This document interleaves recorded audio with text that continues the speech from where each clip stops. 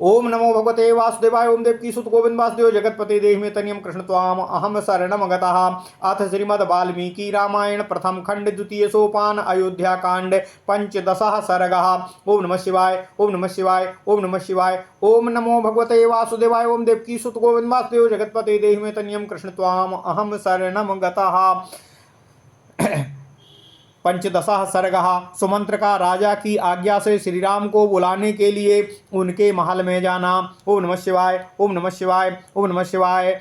ते तु ताम रजनी मुष्य ब्राह्मणा वेद पारगाः उपतस्थूरूपस्थानं सह राज पुरोहिताः अमात्या बलमुख्याश्च अमात्या बलमुख्याश्च मुख्या ये निगमस्य च राघवस्याभिषेकार्थे प्रीयमाणा सुसंगता उदिते विमले सूर्ये पुष्ये चाभ्यागते हनि लग्ने कर्कटके प्राप्ते जन्म रामस्य च स्थिते अभिषेकाय रामस्य द्विजेन्द्र रूप कल्पितम् अकाञ्चनं जलकुम्भाश्च भद्रपीठं स्वालङ्कृतं रथश्च सम्यगास्तीर्णो भास्वता व्याघ्रचर्मणा गंगा यमुनो पुण्यात् संगमादाहृतं जलम् यास्यान्यः सरितः पुण्यः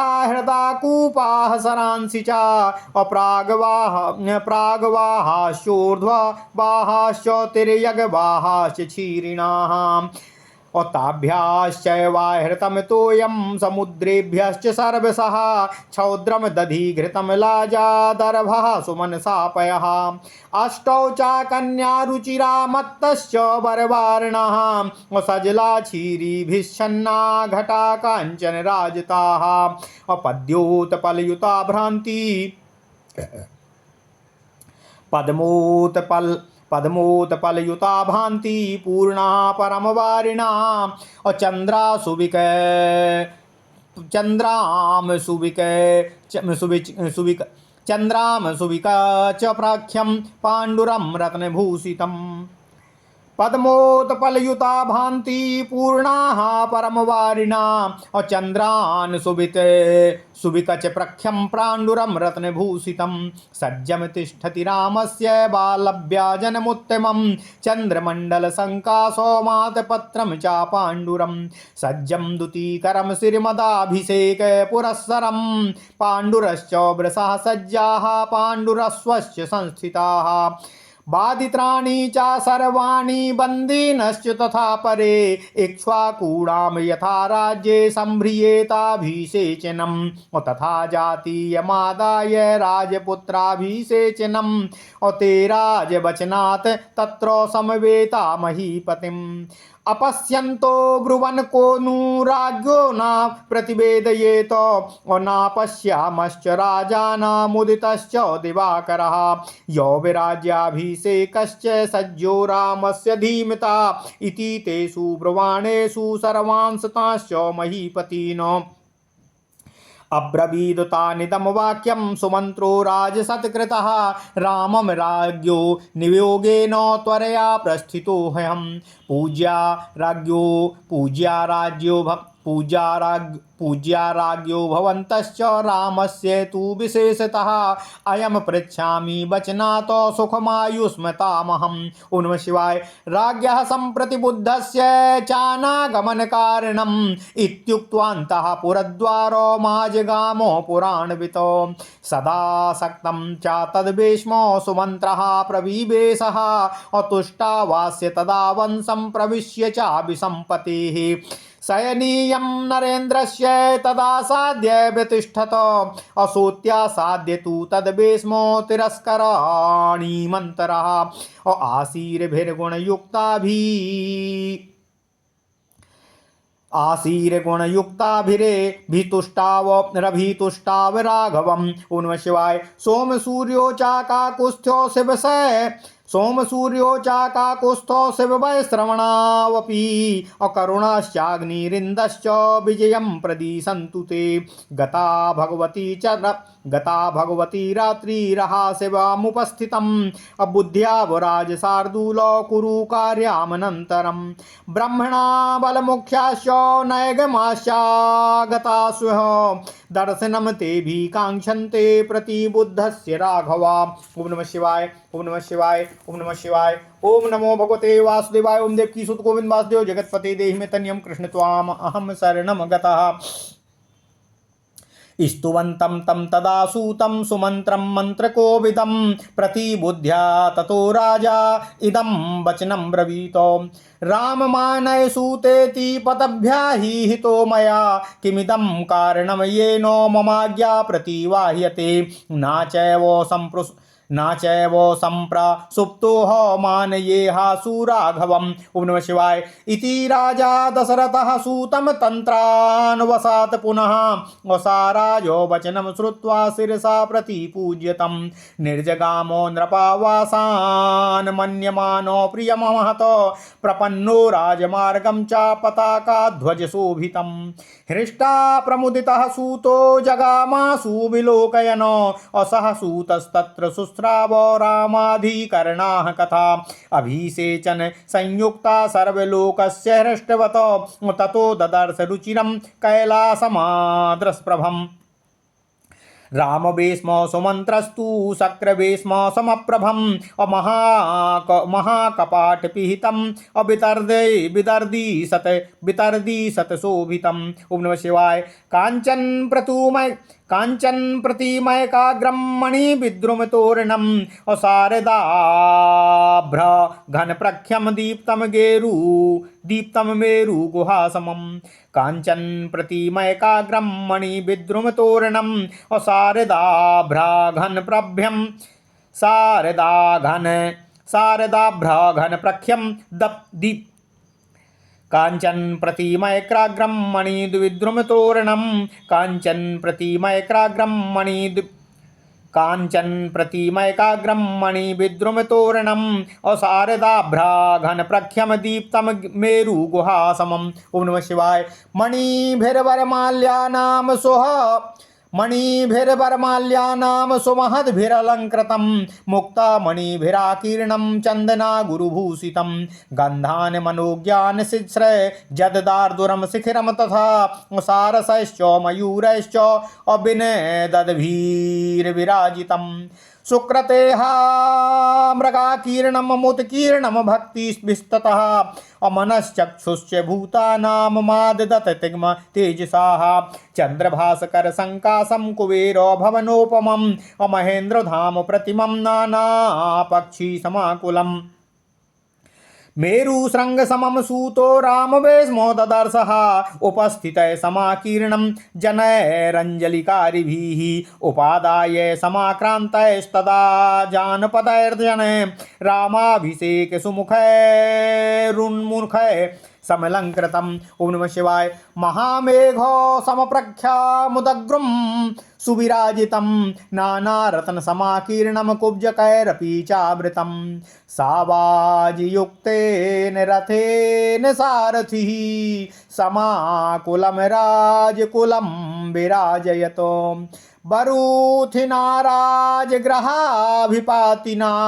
पुरास्य सर्वस्य मनांसि हर्षयन् तथा समासाद्य महाधनं महतो प्रहाष्टरोमा स बभूव सारथी मृगैर्मयूरैश्च समाकुलोल्बणं ग्रहं वरार्हस्य सचीपतिरिव सा तत्र कैलासनिभा स्वलङ्कृता अप्रवेश्य कक्ष्यास्त्रिदशालयोपमाः प्रियान् वरान् राममते स्थितान् बहून् अव्यापोह्य सद्धान्तमुपस्थितौ रथी सातात्रिशुस्राव चाहर्षयुक्ता रामाभिषेकार्थकृतां जनानां नरेन्द्रसूनो रविमङ्गलार्था सर्वस्य लोकस्य गिरा प्रहष्टा महेन्द्र सद्यं प्रतिमं च भीष्मो रामस्य रम्यं मृगपक्षिजुष्टं ददार्श मेरोर्विसृङ्ग्यमुच्चं बिभ्राजमानं प्रभया सुमन्त्रः उपास्थितैरञ्जलिकारिभिश्च सोपायनैर्जानपदैर्जनैश्च कोट्यापरार्धैश्च विमोक्तयानै समाकुलं द्वारपदं ददर्श ततो महामेघमहीधराभं प्रभिन्नमत्यङ्गकुसुमात्यसह्यं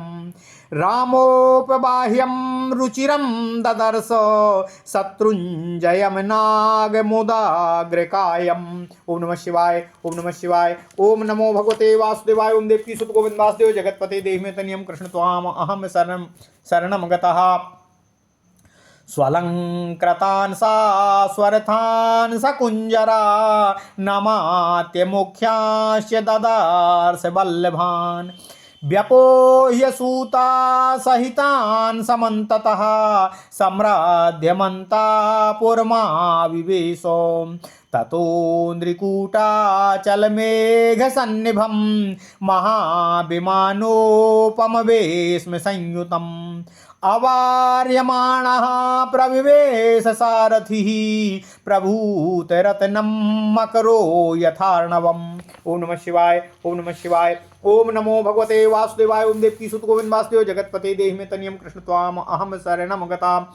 अथ श्रीमद् वाल्मीकि रामायण प्रथम खंड द्वितीय सोपान अयोध्या कांड 15वां सर्ग।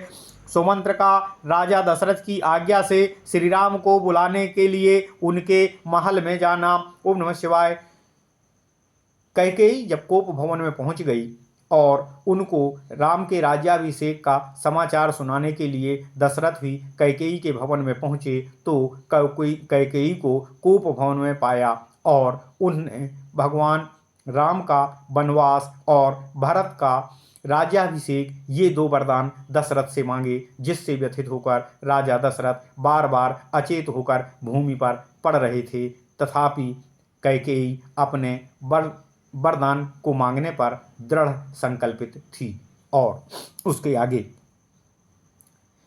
वे वेदों के पारंगत ब्राह्मण तथा राजपुरोहित वह रात बिताकर प्रातःकाल राजा की प्रेरणा के अनुसार ही राजद्वार पर उपस्थित हो गए थे। मंत्री, सेना के मुख्य मुख्य अधिकारी और बड़े बड़े सेठ साहूकार श्री रामचंद्र जी के अभिषेक के लिए बड़ी ही प्रसन्नता के साथ सभी राजभवन के सामने एकत्र हो चुके थे। निर्मल सूर्योदय होने पर दिन में जब पुष्य नक्षत्र का योग आया तथा श्री राम के जन्म का कर्क लग्न उपस्थित हुआ, उस समय श्रेष्ठ ब्राह्मणों ने श्री राम के अभिषेक के लिए सारी सामग्री एकत्र करके उसे जांच परख कर जल से भरे हुए सोने के कलश, भांति भांति से सजाया हुआ भद्रपीठ, चमकीले व्याघ्र चर्म से अच्छी तरह आवृत रथ, गंगा यमुना के पवित्र संगम से लाया हुआ तीर्थ जल, ये सभी वस्तुएं वहां पुरोहितों के द्वारा एकत्र कर यथा स्थान रख दी गई थीं। इसके सिवा जो अन्य पवित्र नदियां हैं, पवित्र जलाशय हैं, पवित्र कूप और सरोवर थे, वहाँ जो पूर्व की ओर बहने वाली गोदावरी और कावेरी आदि नदियां हैं, ऊपर की ओर प्रवाह वाली ब्रह्मवर्त आदि सरोवर हैं तथा दक्षिण और उत्तर की ओर बहने वाली जो गंडकी एवं सोनभद्र आदि नदियां हैं, जिनमें दूध के समान निर्मल जल सदा प्रवाहित होता है, उन सब से और समस्त समुद्रों से भी लाया हुआ जल वहां अभिषेक के लिए संग्रह करके रखा गया था। इनके अतिरिक्त दूध, दही, घी, मधु, लावा, कुश, फूल, 8 सुंदर कन्याएं, मदमत्त गजराज और दूध वाले वृक्षों के पल्लवों से ढके हुए सोने चांदी के जलपूर्ण कलश भी वहां पर सजाकर रखे गए थे, जो उत्तम जल से भरे होने के साथ ही पद्म और पल्लवों से संयुक्त होने के कारण बहुत ही शोभायमान हो रहे थे। भगवान श्री राम के लिए चंद्रमा की किरणों के समान विकसित कांति से युक्त श्वेत पीतवर्ण तथा रत्न जटित उत्तम चमर वहां पर सुसज्जित करके रखे गए थे। चंद्रमंडल के समान सुसज्जित श्वेत छत्र भी अभिषेक सामग्री के साथ वहां पर शोभायमान हो रहा था, जो परम ही सुंदर और प्रकाश फैलाने वाला था। सुसज्जित श्वेत वृषभ और श्वेत अस्त्र भी राज्याभिषेक स्थल पर सजाकर रखे गए थे, खड़े किए गए थे। सब प्रकार से बाजे मौजूद थे, वहां पर उपस्थित थे। स्तुति पाठ करने वाले बंदी तथा अन्य मागध गण भी वहां पर उपस्थित हो गए थे। इक्ष्वाकु कुलवंशी राजाओं के राज्य में जैसी अभिषेक की सामग्री और प्रक्रिया का संग्रह होता है, राजकुमार श्री राम के अभिषेक की वैसी ही सामग्री साथ लेकर वे सभी लोग महाराज दशरथ की आज्ञा के अनुसार वहां उनके दर्शन के लिए एकत्र हो गए थे। राजा को द्वार पर ना देखकर कहने लगे, कौन महाराज के पास जाकर हमारे आगमन की सूचना महाराज को देगा और हम महाराज को यहाँ देख सकेंगे। सूर्योदय हो गया है और बुद्धिमान राजकुमार श्री राम के यौवराज्याभिषेक की संपूर्ण सामग्री यहाँ पर एकत्रित कर यथास्थान सुसज्जित कर ली गई है। वे सब लोग जब इस प्रकार की बातें कर रहे थे, उसी समय राज द्वारा सम्मानित सुमंत्र ने वहां खड़े हुए उन समस्त भूपतियों से यह बात कही, मैं महाराज की आज्ञा से श्री राम को बुलाने के लिए तुरंत ही जा रहा हूँ। आप सब लोग महाराज के तथा विशेषतः श्री रामचंद्र जी के पूजनीय हैं। मैं उन्हीं की ओर से आप समस्त चिरंजीवी पुरुषों के कुशल समाचार आप सभी से पूछकर महाराज को बताऊंगा। आप लोग सुख से तो हैं ना? ऐसा कहकर और जगे हुए होने पर महाराज के बाहर न आने का कारण पुरातन वृत्तांतों को जानने वाले सुमंत्र पुनः अंतरपुर के द्वार पर लौट आए। वह राजभवन सुमंत्र के लिए सदा ही खुला रहता था। उन्हें भीतर और बाहर आने में किसी के रोक टोक की जरूरत नहीं होती थी। वे प्रवेश करके महाराज के वंश की स्तुति की। तदनंतर वे राजा के शयन गृह के पास जाकर खड़े हो गए। उस घर के अत्यंत निकट पहुंचकर वहां बीच में केवल चिक का अंतर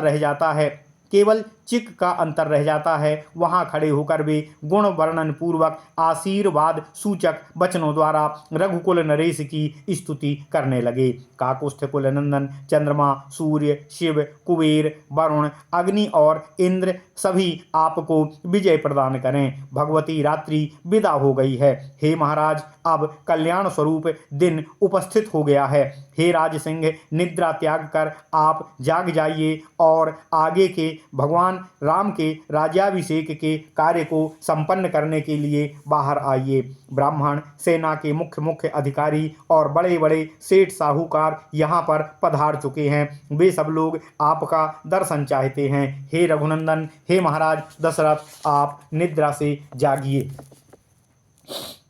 मंत्रणा करने में कुशल सूत सुमंत्र जब इस प्रकार महाराज दशरथ की स्तुति कर रहे थे, तब राजा ने जाग कर उनसे यह बात कही, हे सूत, हे सुमंत, श्री राम को बोला लाओ। यह जो मैंने तुमसे कहा था उसका पालन अभी तक आपके द्वारा क्यों नहीं किया गया? ऐसा कौन सा कारण है जिससे आपके द्वारा मेरी आज्ञा का बार बार उल्लंघन किया जा रहा है? मैं सोया नहीं हूँ। हे सुमंत्र, तुम शीघ्र ही श्री राम को यहाँ बुला लाओ। इस प्रकार राजा दशरथ ने जब सूत को पुनः राम को बुलाने के लिए आदेश दिया। तब वे राजा की वह आज्ञा सुनकर सिर झुकाकर उनका सम्मान करते हुए पुनः राजभवन से बाहर निकले। वे मन ही मन अपना महान प्रिय हुआ मानने लगे। राजभवन से निकलकर सुमंत्र ध्वजा पताकाओं से सुशोभित राजमार्ग पर आ गए।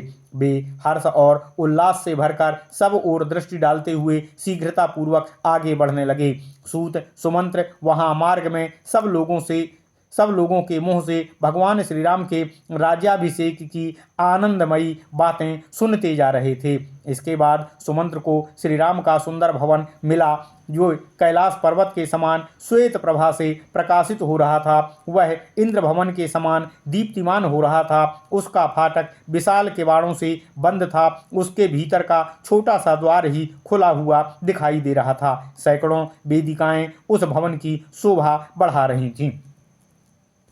भवन का मुख्य अग्रभाग सोने की देव प्रतिमाओं से अलंकृत था। उसके बाहर फाटक में मणि और मूंगे जड़े हुए थे। वह संपूर्ण भवन शरद ऋतु के बादलों की भांति श्वेत कांति से युक्त, दीप्तिमान और मेरु पर्वत की कंदरा के समान शोभायमान हो रहा था।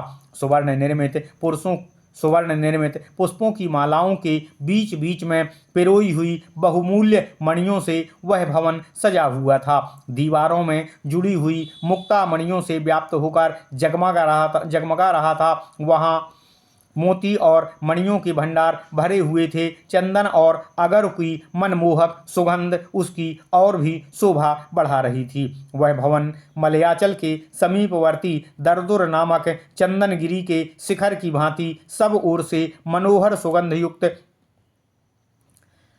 छटा को बिखेर रहा था। कलरव करते हुए सारस और मयूर आदि पक्षी भी उसकी शोभा वृद्धि कर रहे थे।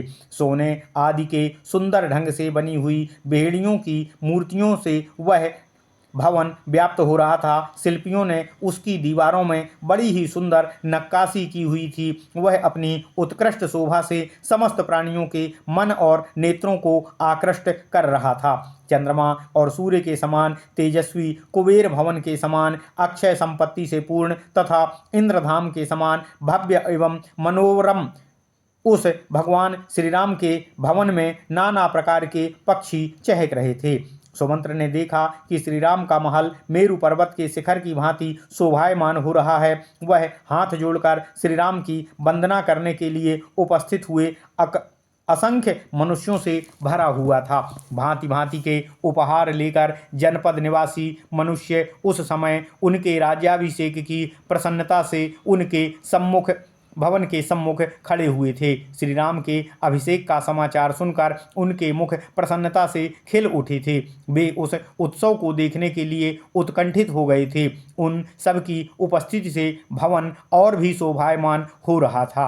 वह विशाल राजभवन महान मेघखंड के समान ऊंचा और सुंदर शोभा से संपन्न हो रहा था। उसकी दीवारों में नाना प्रकार के रत्न जड़े हुए थे और कुबड़े सेवकों से वह भरा हुआ था। सारथी सुमंत्र राम के भवन की ओर जाने वाले बरूथ अर्थात लोहे की चद्दर या सींकचों से बने हुए आवरण से युक्त तथा अच्छे घोड़ों से जुते हुए रथ के द्वारा मनुष्यों की भीड़ से पार करते हुए राजमार्ग की शोभा बढ़ाते हुए समस्त नगर निवासियों के मन को आनंद प्रदान करते हुए श्री राम के भवन के द्वार पर जा पहुँचे। उत्तम वस्तुओं को प्राप्त करने के अधिकारी श्री राम का वह महान समृद्धिशाली विशाल भवन सचीपति इंद्र के भवन की भांति सुशोभित हो रहा था। इधर उधर फैले हुए मृगों और मयूरों से उसकी शोभा और भी बढ़ गई थी। वहां पहुंचकर सारथी सुमंत्र के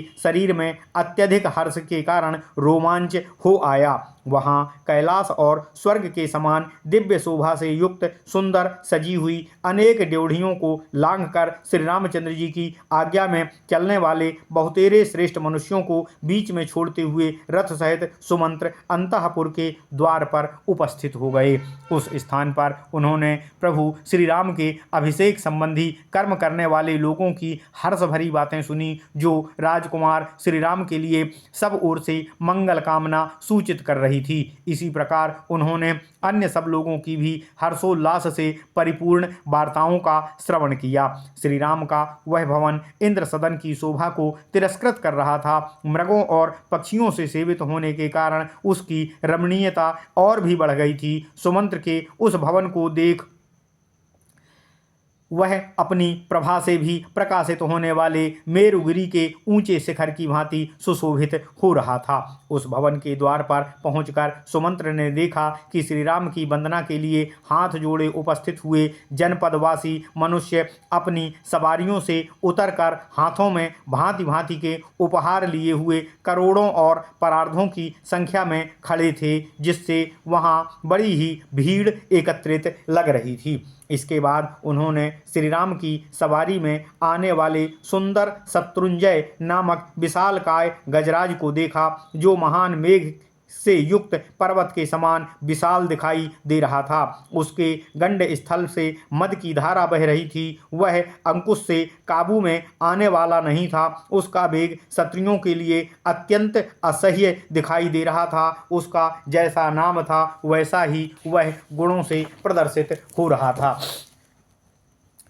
सुमंत ने वहां राजा के परम प्रिय मुख्य मंत्रियों को भी एक साथ उपस्थित देखा, जो सुंदर वस्त्राभूषणों से विभूषित थे और घोड़े, रथ तथा हाथियों के साथ वहां पर उपस्थित थे। सुमंत्र ने उन सबको एक ओर हटाकर स्वयं श्री राम के समृद्धशाली अंतःपुर में प्रवेश किया।